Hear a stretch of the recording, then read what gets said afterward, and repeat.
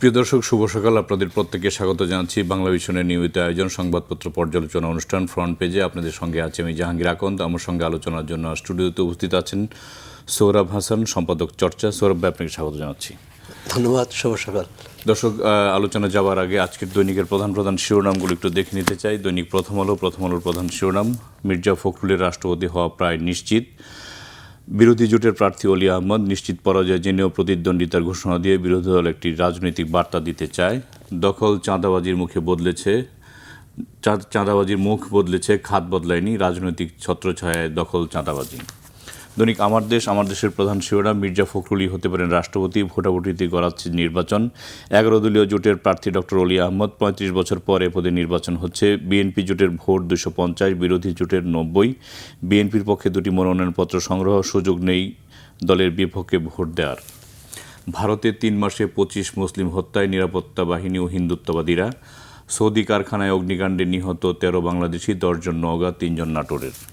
দৈনিক সমকালের প্রধান শিরোনাম: শিক্ষক বরখাস্ত, তদন্ত ও তালিকা ঘিরে ক্যাম্পাসে অস্থিরতা। পাবলিক বিশ্ববিদ্যালয়ের 6 বিশ্ববিদ্যালয়ের তথ্য অনুসন্ধান কমিটি। ঢাকা বিশ্ববিদ্যালয়ের শিক্ষকদের সাদা নীল দলের পাল্টাপাল্টি অবস্থান। রাজশাহী বিশ্ববিদ্যালয়ের আওয়ামীপন্থী 300 শিক্ষকের তালিকা নিয়ে অসন্তোষ। জগন্নাথ বিশ্ববিদ্যালয়ে 68 শিক্ষকের বিরুদ্ধে তদন্ত কমিটি, যাচাই হবে নিয়োগ প্রক্রিয়াও।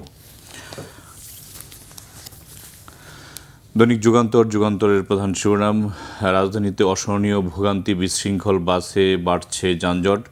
বাঁশখালীতে প্রধানমন্ত্রী বিভ্রান্তকারীদের ব্যাপারে সতর্ক থাকুন। 10 বছরের জ্বালানি পরিকল্পনা সংসদে উপস্থাপন করা হবে।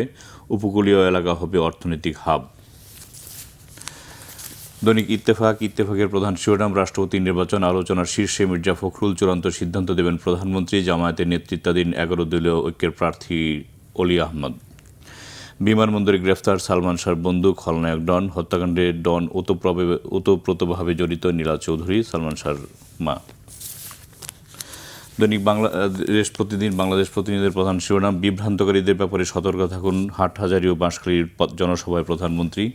মির্জা ফখরুল হচ্ছেন রাষ্ট্রপতি, জামায়াত জোটের প্রার্থী অলি। দৈনিক কালবেলার প্রধান শিরোনাম: শুল্ক সুবিধার অবৈধ ব্যবহার, সরকারের রাজস্ব ক্ষতি। ফাল্গুনের ফাঁকি 722 কোটি টাকা। মির্জা ফখরুলই বিএনপির প্রার্থী, ঘোষণা বুধবার। জামায়াত জোটের প্রার্থী কর্নেল অলি। দৈনিক ইনকিলাবের প্রধান শিরোনাম: বাঁশখালীতে জনসমুদ্রের প্রধানমন্ত্রী। চীন কয়েকশো কলকারখানা করবে চট্টগ্রামে, অসংখ্য মানুষের কর্মসংস্থান। বিপুল বৈদেশিক মুদ্রা আয় দ্বারা জনগণের কল্যাণ উন্নয়ন হবে। কোরআন সুন্নাহ বিরোধী কিছুই হবে না, আমি মনে প্রাণে ইসলামের সপক্ষে। তারেক রহমান। দেশি বিদেশি ষড়যন্ত্র থেকে পানাহাদিন আল্লামা মুহিবুল্লাহ বাবুনগরী। দোয়া চালেন প্রধানমন্ত্রী, একান্তে কুশল বিনিময়। দৈনিক নয়াদিগন্তের প্রধান শিরোনাম: টিটিপি সংযোগে 2 ফ্রন্টে তদন্ত, ঝুঁকিতে কক্সবাজার। হক্কানিকে জিজ্ঞাসাবাদ, তাদের টার্গেট ও নেটওয়ার্কের খোঁজ করা হচ্ছে সিটিটিসি। দেশের সীমান্ত এলাকা নিষিদ্ধ জঙ্গি সংগঠন তেহরিকি তালিবান পাকিস্তানের সাথে বাংলাদেশি নাগরিকদের সংশ্লিষ্টরা একের পর এক তথ্য সামনে আসছে। দেশের ভাগ্য নিয়ে ছিনিমিনি খেলতে দেওয়া হবে না, প্রধানমন্ত্রী। দৈনিক দেশান্তরের প্রধান শিরোনাম: রাষ্ট্রপতি হচ্ছেন মির্জা ফখরুল। বুধবার আনুষ্ঠানিক দলীয় প্রার্থীর নাম ঘোষণা করবে বিএনপি। অলি আহমদ জামায়াত নেতৃত্বাধীন 11 দলীয় জোটের প্রার্থী। বিশ্ববিদ্যালয় ইউজিসি নয়া দ্বন্দ্ব, গবেষণায় বরাদ্দ। আগে গবেষণার অর্থ বরাদ্দ ইউজিসি, বন্টন ও তদারকি করত বিশ্ববিদ্যালয়। ইউজিসির সরাসরি নিয়ন্ত্রণে বিশ্ববিদ্যালয়ের স্বায়ত্তশাসন খর্ব হওয়ার আশঙ্কা। গবেষণার অর্থে স্বচ্ছতা ও জবাবদিহি নিশ্চিত করা হবে, বলছে ইউজিসি। দৈনিক মানবজমিনের প্রধান শিরোনাম: হেফাজত আমিরের সঙ্গে প্রধানমন্ত্রীর সাক্ষাৎ, 9 দফা দাবি। প্রেসিডেন্ট নির্বাচন, 2টি মনোনয়নপত্র তুলল বিএনপি। 11 দলের প্রার্থী অলি। পুলিশের জালে ডন, জনশক্তি রপ্তানিতে টান। আইআরআই জরিপ: গণতন্ত্রের বর্তমান অবস্থায় সন্তুষ্ট 62% বাংলাদেশি। 2 প্রধানমন্ত্রী একত্রে বসলে অনেক সমস্যার সমাধান হবে, ভারতীয় হাইকমিশনার। দৈনিক বণিকবার্তার প্রধান শিরোনাম: নৌপথ পুনরুদ্ধারের ড্যাপে প্রস্তাব। ঢাকার অচল অবস্থা কাটাতে ভাঙতে হবে Dhanmondi, Segunbagicha, Dhulaikhal box culvert. The daily স্টারের প্রধান শিরোনাম: load shedding off the charts once again. নিউজের প্রধান শিরোনাম: US wheat cost could nearly triple amid Iran war. তো এই ছিল সৌরভ ভাই আজকের দৈনিকের প্রধান শিরোনাম। সবগুলো পত্রিকায় মোটামুটি প্রধান শিরোনাম হয়েছে মির্জা ফখরুলের রাষ্ট্রপতি হওয়া প্রায় নিশ্চিত নিয়ে, এবং গতকালকে বিএনপির পক্ষ থেকে 2টি মনোনয়ন তোলা হয়েছে এবং 11 দলীয় জোটের প্রার্থী হিসেবে ডক্টর অলি আহমেদকেও ঘোষণা করা হয়েছে। তো কেমন হবে নির্বাচন বা রাষ্ট্রপতি নির্বাচনে আপনার মন্তব্য? আপনাকে ধন্যবাদ। ফ্রন্ট পেজের দর্শকদের শুভেচ্ছা। এটা ঠিক যে 35 বছর পর রাষ্ট্রপতি পদে প্রতিদ্বন্দ্বিতা হচ্ছে।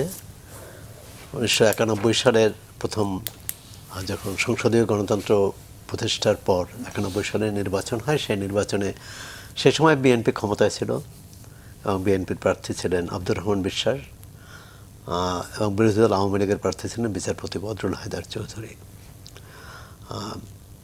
তখন বিরোধী দল, তখন তো সংসদের অবস্থাটা ছিল এরকম যে সরকারি দলের সংখ্যাগরিষ্ঠতা ছিল কিন্তু 2/3 সংখ্যাগরিষ্ঠতা ছিল না, আর বিরোধী দলও কাছাকাছি প্রতিযোগিতায় ছিল। তারপরেও কিন্তু সেই নির্বাচনে আমরা দেখেছি যে বিরোধী দলের প্রার্থী অর্থাৎ আওয়ামী লীগ সমর্থিত প্রার্থী পেয়েছিলেন 92টি ভোট এবং বিএনপি বা সরকারি দল সমর্থিত প্রার্থী পেয়েছিলেন 170টি ভোট। সুতরাং ব্যবধান কিন্তু কম নয়। এবারে ব্যবধানটা তো আরও বাড়বে। তবে বিএনপির পক্ষ থেকে বা 11 দলীয় জোটের পক্ষ থেকে বলা হয়েছে তারা, বিএনপি যেহেতু সংস্কারের পথে হাঁটছে না, বিএনপির এই নীতি কে তারা সমর্থন করে না এবং প্রতিবাদ স্বরূপই কিন্তু তারা প্রার্থী দিয়েছে। অর্থাৎ তারা জানে যে তাদের প্রার্থী জয়ী হবে না। তাহলে একটা হচ্ছে শক্তি প্রদর্শন, সংসদে তারা শক্তি দেখালো, তাদের সমর্থন কত আছে। আরেকটি হচ্ছে যে সরকারের যে নীতি পরিকল্পনা, এটা যে তারা পছন্দ করছে না সেটা এই নির্বাচনের মাধ্যমে জানিয়ে দেবে। এখন বড় প্রশ্ন হচ্ছে সরকারি দলের প্রার্থী কে হবে। বেশিরভাগ পত্রিকা লিখেছে যে দলের মহাসচিব মির্জা ফখরুল ইসলাম আলমগীর হওয়ার সম্ভাবনা বেশি, প্রায় নিশ্চিত তিনিই হচ্ছেন, কিন্তু কেউ এটা নিশ্চিত করেনি বা দলের পক্ষ থেকেও বলা হয়নি যে মির্জা ফখরুল প্রার্থী হচ্ছেন। এরপর যার নামটি আছে তিনি ভারপ্রাপ্ত রাষ্ট্রপতি এবং জাতীয় সংসদের স্পিকার হাফিজউদ্দিন আহমদ বীর বিক্রম। জামাত ইসলামে আরও একটি বিষয় এখানে সামনে নিয়ে এসেছে, সেটা হচ্ছে যে জামাত ইসলামকে মুক্তিযুদ্ধ বিরোধী শক্তি হিসেবে, রাজনৈতিক শক্তি হিসাবে সমালোচনা করা হয়। তাই তারা একজন খেতাবপ্রাপ্ত মুক্তিযোদ্ধাকে রাষ্ট্রপতি পদে মনোনয়ন দিয়ে এটা নিজেদের দায়ে কিছুটা অপনোদনের চেষ্টা করছে যে তারা মুক্তিযুদ্ধ বিরোধী নয়। এটা একটা রাজনৈতিক কৌশল তাদের। আর এই কৌশল যে খারাপ বলবো না, কিন্তু এর পরের এই রাষ্ট্রপতি নির্বাচনের প্রতিদ্বন্দ্বিতা কিন্তু আসলে এই পদে প্রতিদ্বন্দ্বিতা না। বিএনপির যে সব নীতি কর্মসূচি নিচ্ছে এবং বিশেষ করে জুলাই সনদ বাস্তবায়ন, গণভোটের রায় বাস্তবায়ন, এই দুটোর বিষয়ে বিএনপির অবস্থান এবং বিরোধী দলের অবস্থান বেশ পরস্পর বিরোধী, মুখোমুখি। এখন এই সমস্যার সমাধান হবে কি? রাষ্ট্রপতি তো নির্বাচন 20 তারিখে হয়ে যাবে, বা যেদিন মনোনয়নপত্র জমা দেবে সেদিনই বোঝা যাবে। কিন্তু এর পরে জাতীয় সংসদ অথবা সংসদের বাইরে, আর একই দিনে কিন্তু আমাদের প্রধানমন্ত্রী তিনি বাঁশখালী গিয়েছেন এবং সেখানে বাঁশখালী তো জনসভায় বক্তৃতা দিয়েছেন এবং হাটহাজারী আর সেই হেফাজতে আমিরের সঙ্গে দেখা করেছেন। সেখানে একটা রাজনৈতিক সমঝোতারই চেষ্টা এর আগেও হয়েছে। কী ধরনের সমঝোতা?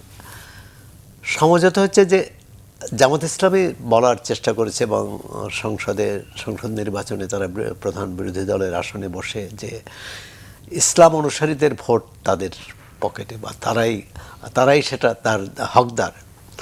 তো সেটি যে সত্য নয়, এ কারণেই দেখুন যে প্রথম 11 দলীয় জোট হয়েছিল, যাতে বলা হয়েছিল যে সব ইসলামী ভোট এক বাক্সে পড়বে।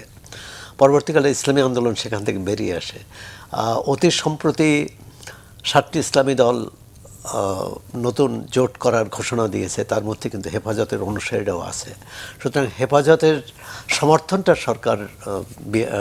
সরকারি দল বিএনপি খুব করে চাচ্ছে যে তারা যাদের সমর্থন করে, অর্থাৎ তাহলে হেফাজত সমর্থন করলে ইসলামী অনুসারীদের সমর্থন কিছুটা বিএনপির পক্ষেও আসবে। নির্বাচনেও একটি দুটি দল বিএনপির পক্ষে ছিল, এর মধ্যে দেখলাম যে খেলাফতে মজলিসও বেরিয়ে আসছে।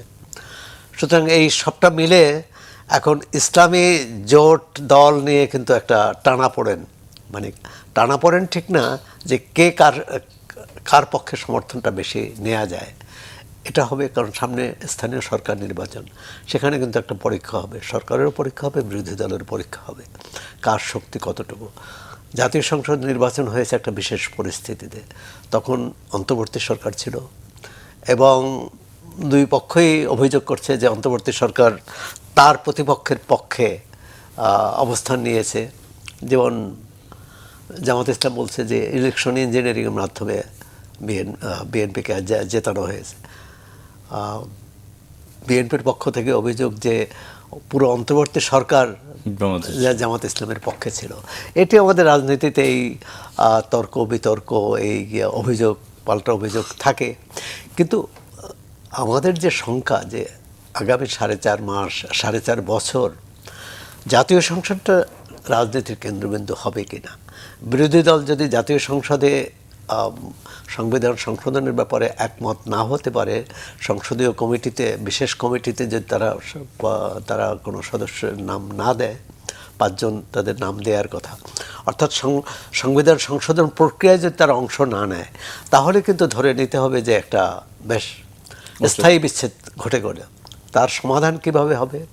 এক্ষেত্রে আমি বলবো যে সরকারি দলেরও কিছুটা ছাড় দিয়ে হলেও বিরোধী দলের সাথে সংসদের ভেতরে বাইরে আলোচনা করা উচিত, আলোচনা করে একটা সমঝোতায় আসা উচিত। যদি বিরোধী দলের দাবি অযৌক্তিক হয়, সেটাও জনগণকে স্পষ্ট করে জানানো, দফাওয়ারি জানানো, প্রতিটি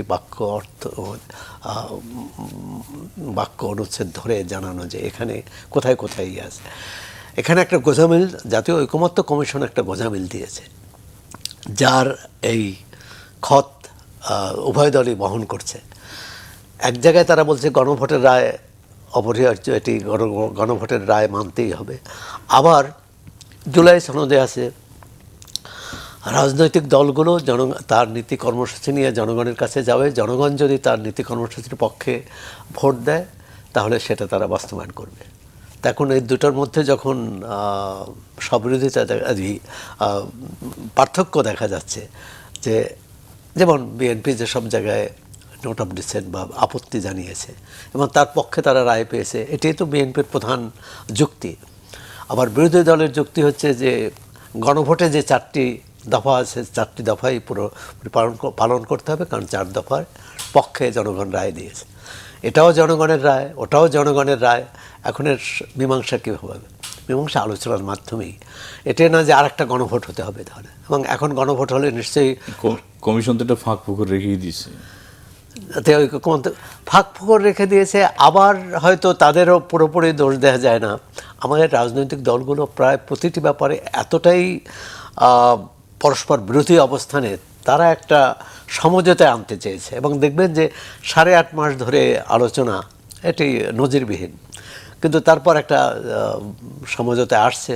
এবং সেখানেও ওই শুধু যে বিএনপি সব ক্ষেত্রে নোট অফ ডিসেন্ট দিয়েছে তা না, জামাত ইসলাম অনেক ক্ষেত্রে দিয়েছে, ইসলামী আন্দোলন অনেক ক্ষেত্রে দিয়েছে, এনসিপি অনেক ক্ষেত্রে দিয়েছে। এখন প্রধান বিষয় হয়েছে উচ্চকক্ষ নির্বাচন। দেখুন আজকে যদি এই যে জাতীয় রাষ্ট্রপতি নির্বাচন হচ্ছে, রাষ্ট্রপতি নির্বাচন হওয়ার কথা কিন্তু জুলাই সনদ অনুযায়ী নিম্নকক্ষ উচ্চকক্ষের সদস্যদের ভোটে, তো উচ্চকক্ষই নাই, উচ্চকক্ষ আমরা নির্বাচন করতে পারিনি। আবার জুলাই সনদের ব্যাপারে যদি সরকারি দল বিরোধী দল একমত না হয় তাহলে উচ্চকক্ষই হবে না। আবার সরকারি দল একতরফা করলে বিরোধী দল মানবে না। তো একটা সামনে কিন্তু একটা অচলাবস্থার আশঙ্কা, বেশ আশঙ্কা লক্ষ্য করা যাচ্ছে। সমাধান কিভাবে করবে? এবং এক্ষেত্রে সবসময় সরকারি দলের দায়টাই বেশি থাকে। একতরফা হলে আপনার আমাদের সবার মনে আছে যে 2011 সালে আবার ওই তখনও কিন্তু সংবিধান সংশোধনের জন্য একটি কমিটি করা হয়েছিল, বিএনপি থেকে 2 জনকে নেওয়া হয়েছিল, বিএনপি নাম দেয়নি। যে কারণে তারা একতরফা করেছে। আর 24-এর যে রাজনৈতিক সংকট তার মূলে কিন্তু ছিল 2011-র। সুতরাং বিএনপিকে ভেবেচিন্তে এক ধরনের খুব প্রজ্ঞার সাথেই এই সমস্যাটা মোকাবেলা করতে হবে। রাষ্ট্রপতি বিএনপি যার নাম সমর্থন করবে বা যা প্রার্থী দেবে তিনিই হবেন। এরপর বিএনপির আর একটা চ্যালেঞ্জ আছে, সেটা হচ্ছে যে যার নাম সবচেয়ে বেশি শোনা যাচ্ছে যে দলের মহাসচিব, তিনি একসঙ্গে সরকারে অংশীদার, সরকার একটা গুরুত্বপূর্ণ একটা সবচেয়ে বড় মন্ত্রণালয়ের দায়িত্বে, আবার দলের মহাসচিব। সেখানে আর বিকল্প খুঁজতে হবে বিএনপিকে। জি, আমরা অন্য একটু প্রসঙ্গে যাচ্ছি, সেটা হচ্ছে যে দৈনিক প্রথম আলোর একটি শিরোনাম, ঢাকা দিল্লি সম্পর্ক ইতিবাচক পথে ফেরানোর মনোযোগ, পররাষ্ট্রমন্ত্রী খলিলুর রহমানের সঙ্গে ভারতের হাইকমিশনার দীনেশ ত্রিবেদীর বৈঠক, আজ প্রধানমন্ত্রীর সঙ্গে সাক্ষাৎ করবেন কিছুক্ষণ পরেই। তো দেখলাম যে শেখ হাসিনা সংবাদ মাধ্যমে বক্তব্য দেওয়ার পরেই কিন্তু বাংলাদেশ থেকে করা বার্তা পাঠানো হয়েছে, তারপরেই গতকালকে পররাষ্ট্রমন্ত্রীর সাথে সাক্ষাৎ করেছেন এবং আজকে প্রধানমন্ত্রীর সাথেও সাক্ষাৎ করবেন এবং ব্রিক্সে যোগ দেওয়ার ব্যাপারেও সাক্ষাৎ করবেন কে? ভারতীয় হাইকমিশনার। তো ব্রিক্স সম্মেলনে যাতে প্রধানমন্ত্রী অংশগ্রহণ করে সে হয়তো কথাবার্তা হবে। সাবেক প্রধানমন্ত্রী শেখ হাসিনার এই বিবৃতি, এটা কি খুব গুরুত্ব বহন করে দু দেশের সম্পর্কের ক্ষেত্রে অথবা বাংলাদেশের রাজনীতির ক্ষেত্রে? তিনি সেখান থেকে একটা বিবৃতি তো না, সংবাদ সম্মেলনে এবং ভিডিও না, অডিও বার্তা, এবং সেখানে অনেকগুলো বিষয় এড়িয়েছেন এবং কিছুটা কিন্তু আগের যে তার নামে আগের যে বার্তা, আগের যে সাক্ষাৎকার, তার চেয়ে কিছুটা নমনীয়। শুধু একটা জায়গায় যে দোষ স্বীকার করা, সেই প্রশ্ন। নমনীয় কোন জায়গাটা মনে হয়েছে আপনার? যেমন রিকনসিলিয়েশনের কথা বলছে, হ্যাঁ, ইনজাস্টিসের জায়গায় জাস্টিসের কথা বলছে, তারপর অন্যায়ের বিরুদ্ধে ন্যায়ের কথা বলেছে, সবাইকে মিলে রিকনসিলিয়েশন হতে সবাইকে মিলে দেশ চালানোর। এখন এটি যদি ক্ষমতায় থাকতে বলতেন তাহলে তো এই এত বড় ঘটনা ঘটে না। আমাদের 1400 মানুষের এই হত্যার দায় না নেওয়া, একটা হচ্ছে যে হ্যাঁ, তার সজীব ওয়াজেদ জয়দেব বলছে যে 7 আগস্টের পরের, সেই প্রশ্ন তুলতে পারে, অনেকেই তুলেন, কিন্তু তার আগের দায়, মানে আওয়ামী লীগ যেদিন পর্যন্ত ক্ষমতায় ছিল ওই দিন পর্যন্ত যাই ঘটুক না কেন, যেই ঘটাক না কেন, তার দায় কিন্তু সরকারকে নিতে হয়। এই দায়টা নেয়নি, যে কারণে একটা উত্তপ্ত পরিস্থিতি। আর যে বাংলাদেশে গণতন্ত্র নাই, আইনের শাসন নাই, এই ধরনের কথাবার্তা, এটা তো মানুষকে ক্ষুব্ধ করবেই, বিশেষ করে সরকারকে। এখন ভারতও কিন্তু এখানে কিছুটা, মানে একেবারেই পুরোপুরি বাংলাদেশ সরকারের যে আহ্বান বা অনুরোধকে উপেক্ষা করেছে আমার সেটা মনে হয়নি। কারণ শেখ হাসিনা ঘোষণা দিয়েছিলেন যে তিনি সরাসরি সেখানে উপস্থিত হবেন, অন্তত ভিডিও বার্তায় করবেন, কিন্তু ভিডিও কিন্তু আমার ধারণা যে এটি স্বেচ্ছায় তিনি করেননি তা না, এখানে ভারত সরকারের কোনো না কোনো বার্তা ছিল। পরবর্তীকালে যেটি দিয়েছে সেটা কিন্তু আরও শেখ হাসিনার জন্য বা আওয়ামী লীগের জন্য আরেকটি ভুল বার্তা গিয়েছে, যে তাদেরকে একটা জবাব এক ধরনের তাদেরকে নাকচ করেই দেওয়া হয়েছে যে শেখ হাসিনার বাংলাদেশের সরকার বিরোধী যে বক্তব্য, তার সাথে সেই বক্তব্য তারা অনুমোদন করে না এবং সেই বক্তব্য তারা সমর্থনও করে না। এই যে অনুমোদন করে না, এটি একটি কিন্তু আপনি সংবাদ সম্মেলনের সুযোগ দিয়ে যদি এই কথা বলেন তাহলে সংবাদ সম্মেলন, এখন দেখুন, বাংলাদেশ তো এই প্রথম, যারা বিদেশে ছিলেন তারা প্রথম সংবাদ সম্মেলন করে না। কথা হচ্ছে আবার দেখা গেছে যে আমি একটা উদাহরণ আপনাকে দেই, যে বেগম জিয়ার আইনজীবী লর্ড কার্লাইল, তিনি কিন্তু বাংলাদেশ থেকে আসতে দেওয়া হয়নি, দিল্লিতে সংবাদ সম্মেলন করতে এসেছিলেন, তাকে কিন্তু সংবাদ সম্মেলন করতে দেওয়া হয়নি। আমি কথার কথা বলছি। হ্যাঁ, এই কথাগুলো তো বলবে, এই কথাগুলো বলা হবে। যেমন আজকে যেমন শেখ হাসিনা, সেটা কিন্তু সরকারের আপত্তির মুখেই, মানে তখনকার সরকারের আপত্তির কারণেই ভারত সেটা করতে দেয়নি। হ্যাঁ, এটা যে করে না। এখন এই যে আমাদের দ্বিপক্ষীয় রাজনীতিতে, কূটনীতিতে এবং অভ্যন্তরীণ রাজনীতিতে সব রীতিটা, যেমন আওয়ামী লীগ ক্ষমতায় ছিল, তখন তখন এখনকার যিনি প্রধানমন্ত্রী তারেক রহমান, তিনি লন্ডনে ছিলেন, নির্বাসিত জীবন ছিলেন, তিনিও বিবৃতি দিয়েছেন, করেছেন, আদালত রায় দিয়ে দিল তার প্রচার করা যাবে না, এবং কোনো কোনো টেলিভিশন প্রচার করে বিপদেও পড়েছে।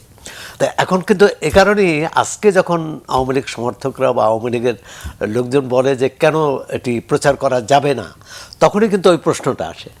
আবার সেটি যদি অন্যায় হয়ে থাকে, আজকেও প্রচার না করা, আর এখন না, আদালত তো বলছে যে ওনার যে হেড স্পিচ যেগুলি ওইগুলি মানে প্রচার করা যাবে না। আদালত এখন কোনটা হেড স্পিচ কোনটা হেড স্পিচ নয়, এটাও কিন্তু আবার কে নির্ধারণ করবে? দ্বিতীয় হচ্ছে যে আদালত না, যেটা প্রসিকিউশন, যেটা চিফ প্রসিকিউশন বলছে এটা, কিন্তু আদালতের একটা নিষেধাজ্ঞা আছে, সেটা হয়তো রায়ের ক্ষেত্রে বা ওই আইসিটিতেই, কিন্তু যেটা বলেছেন সেটা নিয়েও সমালোচনা হয়েছে। আপনি প্রথমত হচ্ছে যে এর আগে যিনি নির্বাসিত ছিলেন তার কোনো বক্তব্যই আপনি প্রচার করতে দেন নাই, আর এখানে প্রচার করতে চাচ্ছেন। এখন এটি হচ্ছে কি, মূলত এটা রাজনৈতিক প্রশ্ন, রাজনৈতিকভাবেই সমাধান করতে হবে। না, এখন বাংলাদেশ ভারত সম্পর্ক এই যে আচ্ছা, সম্পর্কে এখন হ্যাঁ, ভারত তো এক ধরনের দৌড়ঝাঁপি, এটা পররাষ্ট্রমন্ত্রীর সাথে দেখা করেছে। ভারতের জন্য এটি খুব গুরুত্বপূর্ণ যে ব্রিক্সের সম্মেলনে বাংলাদেশের প্রধানমন্ত্রীকে নিয়ে যাওয়া বিমস্টেকের সভাপতি হিসেবে, আর সেটি তাদের কূটনৈতিক সাফল্য হিসেবে তারা দেখাতে পারবে। আরেকটি হচ্ছে, এই মুহূর্তে ভারত কিন্তু আন্তর্জাতিক কূটনীতিতে, ভূ রাজনীতিতে একটা পশ্চাৎপদ অবস্থায় আছে, একটা বেকায়দায় আছে। প্রতিবেশী কোনো দেশের সাথে সম্পর্ক ভালো না। প্রতিবেশী কোনো দেশের সাথে সম্পর্কের চেয়ে বড় পাকিস্তান কূটনৈতিকভাবে অনেক এগিয়ে আছে। এক হচ্ছে যে ইরান যুক্তরাষ্ট্র যুদ্ধের মধ্যস্থতা করে যুদ্ধ নিরসনের, আরেকটি হচ্ছে যে অতি সম্প্রতি ত্রিদেশীয় প্রতিরক্ষা জোট হয়েছে। এই ত্রিদেশীয় প্রতিরক্ষা জোটের একটি দেশ হচ্ছে পাকিস্তান, এবং এই ত্রিদেশীয় জোটের যে মূল কথা, সেটা হচ্ছে যে কোনো একটি দেশ আক্রান্ত হলে ধরে নিতে হবে যে সব দেশই আক্রান্ত, এবং তারা তাকে সহায়তা করতে পারবে, তার পাশে দাঁড়াতে পারবে। সেটা এখন তুরস্ক বা সৌদি আরব এসে আক্রমণ করবে কি করবে না, বা পাল্টা ব্যবস্থা নেবে কি নেবে না, কিন্তু ভারতের জন্য একটা কূটনৈতিকভাবে একটা ঝুঁকি তৈরি করেছে।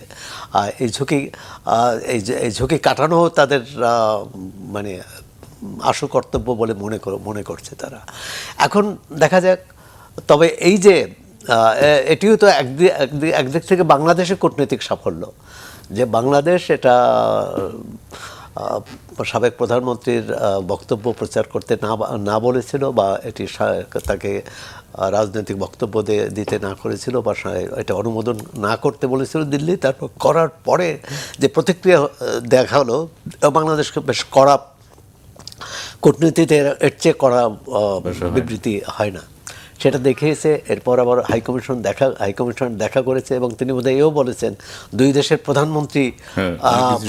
প্রধানমন্ত্রীর সাথে বৈঠক হলে এর সব সমস্যার সমাধান হবে। তবে বাংলাদেশের এই ব্রিক্সে বাংলাদেশের প্রধানমন্ত্রী যাওয়া না যাওয়ার চেয়ে বড় যে আমাদের ভারতের সাথে যে অমীমাংসিত বিষয়গুলো, বিশেষ করে গঙ্গার পানি চুক্তি, এটি এই ডিসেম্বরে শেষ হয়ে যাবে। এটি যদি নবায়ন না হয়, অথবা এই ধারাবাহিকতা যদি রক্ষা না করা যায়, তাহলে একটা বিপদে পড়তে পারি আমরা। তিস্তার পানি চুক্তি, আমরা এই কথাগুলো বলতে পারি, সীমান্তে হত্যা, এই যে বাংলাদেশের পক্ষে যে যুক্তিগুলো আছে সেটা তুলে ধরা। এখন সেটি দুই প্রধানমন্ত্রীর মধ্যে হবে না পররাষ্ট্রমন্ত্রীর মধ্যে হবে, সেটা ভবিষ্যৎ বলে দেবে। আমার ভারত নিয়ে যেহেতু আলোচনা করছিলাম, তো আমার দেশের আরেকটি শিরোনাম, সেটা হচ্ছে ভারতে 3 মাসে 25 মুসলিম হত্যায় নিরাপত্তা বাহিনী ও হিন্দুত্ববাদীরা রয়েছে। তো এবং বলা হচ্ছে যে পশ্চিমবঙ্গের অবস্থা সবচেয়ে ভয়াবহ। পশ্চিমবঙ্গে একটা নির্বাচন হলো, এবং নির্বাচনে হিন্দুত্ববাদী বিজেপি দল জিতেছে, এবং অনেক সংঘর্ষ হয়েছে, বাড়িঘরে হামলা হয়েছে। গতকাল বোধহয় সাবেক মুখ্যমন্ত্রী আহত হয়েছেন, কোথায় গিয়েছিলেন এটা দেখলাম। বিষয় হচ্ছে যে ভারত একটি গণতান্ত্রিক দেশ বলে দাবি করে, এবং যে কোনো হত্যা, এটা নিরাপত্তা বাহিনী থাকুক বা হিন্দুত্ববাদী থাকুক, বা এখানে সংখ্যালঘুদের উপর কোনো অপশক্তি আক্রমণ চালাক, কোনোটাই তো এটা মানবতার পক্ষে না, এটা গ্রহণযোগ্য না। এটা হচ্ছে আধুনিক সভ্যতার বিরোধী, সে যে দেশেই হোক। তা ভারত তো দীর্ঘদিন দাবি করেছে তারা সবচেয়ে বৃহত্তম দেশে, বিশ্বের বৃহত্তম গণতান্ত্রিক দেশ। অসাম্প্রদায়িক অসাম্প্রদায়িক এখন আর বলার সুযোগ নেই, আগে কারণ তারা ঘোষণা দিয়েছে অসাম্প্রদায়িক ছিল। এখন কথা হচ্ছে যে এই ধরনের ঘটনা কিন্তু প্রতিবেশী দেশেও এর প্রতিক্রিয়া ঘটে স্বাভাবিকভাবে, সরকার না চাইলেও বা সৌহার্দ্য সম্পন্ন মানুষ তো এটা চাইবে না, কিন্তু কোনো না কোনো শক্তি এটা প্রতিক্রিয়া দেখাতে পারে। এবং ভারত বাংলাদেশ বা পাকিস্তানে যেসব ঘটনা ঘটে, এটা আমরা তো কত 50 সাল বা তারও আগে থেকে, বিশেষ করে দেশ বিভাগ থেকেই দেখা গেছে যে প্রতিবেশী দেশে কোনো অঘটন ঘটলে তার প্রতিক্রিয়া হয়। সেটা বাবরি মসজিদের ক্ষেত্রে হয়েছে, সেটা আরও অনেক ঘটনার ক্ষেত্রে হয়েছে। প্রথম কথা হচ্ছে যে এর প্রতিক্রিয়া এখানে যাতে কোনো মানুষের জীবন বিপন্ন না হয়। দ্বিতীয় হচ্ছে এটারও করা প্রতিবাদ জানাতে হবে, কারণ শেখ হাসিনার বিবৃতির বা সংবাদ সম্মেলনের বিরুদ্ধে যে করা প্রতিবাদ, তার চেয়ে বেশি করা প্রতিবাদ জানানো উচিত। কিন্তু সেখানে যদি সংখ্যালঘুদের উপর হত্যাকাণ্ড হয়ে থাকে, তাদের উপর নিপীড়নের ঘটনা ঘটে থাকে, এখন সরকার কোনটা গুরুত্ব দেবে এবং পররাষ্ট্রমন্ত্রীর সাথে আলোচনায় এই বিষয়গুলো আসছে কিনা, আসা উচিত। এবং প্রতিটি ঘটনার তদন্ত দাবি করা উচিত, যে কারা ঘটিয়েছে ও তাদের বিচারে আওতায় আনা, এবং ভবিষ্যতে যাতে আর একজন সংখ্যালঘুর উপরও আক্রমণ না হয় বা তাকে হত্যা, মানে এরকম পরিস্থিতি তৈরি না করতে পারে। মানবজমিনের একটি শিরোনাম IRI জরিপ, সেটা হচ্ছে যুক্তরাষ্ট্রের একটি অলাভজনক প্রতিষ্ঠান। তারা যেটি জরিপ করেছে, গণতন্ত্রের বর্তমান অবস্থায় সন্তুষ্ট 62% বাংলাদেশি। না, এই জরিপ সম্ভবত সরকারের বয়স মাত্র 6 মাস, এবং এর মধ্যে তো অনেক অগ্রগতি আছে এবং একটা স্বস্তির পরিবেশ আছে। মানুষ আগে কথা বলতে পারতো না, সেটা মব বন্ধ হয়নি, কিন্তু অন্তর্বর্তী সরকারের আমলে যেরকম একটা ভয়ের পরিবেশ ছিল সেটি কেটে গেছে, মানুষ এখন কথা বলতে পারে। এদিক থেকে জরিপ ঠিক আছে, কিন্তু এর আরেকটি কিন্তু আছে। এই IRI 2024 সালের নির্বাচনের আগে জরিপ করেছিল এবং বলেছিল তৎকালীন প্রধানমন্ত্রী শেখ হাসিনার পক্ষে 70% মানুষ আছে। সুতরাং এই যে আন্তর্জাতিক সংস্থাগুলোর জরিপের উদ্দেশ্য কি উদ্দেশ্যে দিয়েছে, সেটা একটি কিন্তু কৌতূহল তৈরি করে। আমরা শেষের দিকে শুধু আরেকটি নিউজ দিয়ে শেষ করতে চাই, সেটা হচ্ছে যে পুলিশের জালে ডন চিত্রনায়ক সালমান শাহ হত্যা মামলায় তাকে গতকালকে বিমানবন্দর থেকে অ্যারেস্ট করা হয়েছে। তো সালমান শাহর যারা ভক্ত ছিলেন, তারা দীর্ঘদিন ধরে দাবি জানাচ্ছিলেন তার হত্যাকাণ্ডের বিচারের। তো এটা এক ধাপ অগ্রগতি কিনা? না, অগ্রগতি তো বটেই। এমনকি মামলাটা যে পুনঃ তদন্ত, একসময় তো ধরে নেওয়া হয়েছিল যে সালমান শাহ হত্যার আর কোনো বিচার হবে না, এবং এটি হত্যাকাণ্ড নয়, এটাই কিন্তু আত্মহত্যা বলেই চালিয়ে দেওয়া হয়েছিল। তো সত্য যে কোনো না কোনো সময় প্রকাশিত হয় এবং সামনে আসে এবং অপরাধীদের যে বিচারের মুখোমুখি করতে পারে। দেখুন, এই নীলা চৌধুরী, যিনি জাতীয় পার্টির এমপিও ছিলেন, এবং তিনি কিন্তু তার ছেলের হত্যার ঘটনা নিয়ে ওই ঘটনার পর থেকেই, যখন তার মৃত্যু হয়, তারপর থেকেই এটা নিয়ে কিন্তু অবিরত প্রতিবাদ করে আসছেন এবং বিচার দাবি জানিয়ে আসছেন। কিন্তু আমরা আশা করি যে এই হত্যার বিচার হবে। আরও এরকম বাংলাদেশে অনেক হত্যাকাণ্ডের বিচার হয়নি, রহস্য জট খোলেনি। একই সঙ্গে আমরা তো দাবি করব সাগররুনির হত্যার কেন বিচার হবে না, কেন এত বছরেও 3টি সরকার গেল, 3টি সরকার মানে 2টি সরকার চলে গেছে, আরেকটি সরকার এখন 6 মাস আছে। দেখুন, এই জট খোলেনি। তো প্রতিটি হত্যার বিচার হওয়া উচিত। একটি হত্যার বিচার না হওয়া মানে আরেকটি হত্যার ক্ষেত্র তৈরি করা, অপরাধীদের অবাধ সুযোগ দেওয়া। আমরা আশা করি তার থেকে আমরা বেরিয়ে আসতে পারবো। এসরূপ আপনাকে অসংখ্য ধন্যবাদ। আমরা শেষ প্রান্তে, প্রিয় দর্শক, আজ এ পর্যন্তই। কাল দেখা হবে একই সময়। ভালো থাকবেন, সুস্থ থাকবেন, সেই প্রত্যাশায় আজকের মতো এখানে বিদায় চাইছি। সঙ্গে থাকার জন্য ধন্যবাদ সবাইকে। শুভ সকাল।